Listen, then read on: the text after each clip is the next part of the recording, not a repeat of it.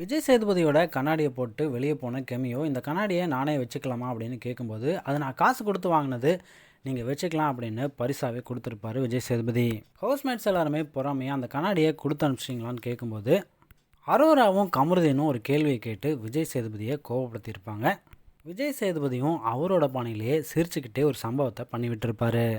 கமருதீனும் நாங்கள்லாம் எவிக்ட் ஆகும்போது இன்னும் காஸ்ட்லியான கண்ணாடியாக போட்டு வாங்க அப்படின்னு சொல்லும்போது, அரோராவோ பக்கத்தில் இருந்துட்டு நல்ல வாட்சா போட்டு வாங்க அப்படின்னு கேட்குறாங்க.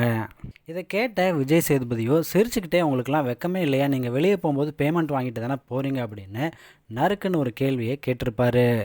என்னடா அது திடீர்னு இப்படி பேசிட்டோமோ அப்படின்னு நினச்சிருப்பாரோ என்னமோ தெரியல. கண்டிப்பாக நீங்கள் எல்லாருமே வெளியே வரும்போது எல்லாருக்குமே தனித்தனியாக கிஃப்ட்டை கொடுக்குறேன் அப்படின்னு சொல்லி சமாளிச்சிருப்பாரு. அவர் சொல்கிற மாதிரியே எல்லாருமே வெளியே வரும்போது ஒரு பல்கான அமௌண்ட்டோட தான் வெளியே வர போகிறாங்க. ஏன்னா 50 நாளுக்கு மேலே எல்லாருமே உள்ளே இருந்திருக்காங்க. இதை பற்றின உங்களோட கருத்துக்களை கமெண்ட்ஸ் பாக்ஸில் ஷேர் பண்ணுங்கள்.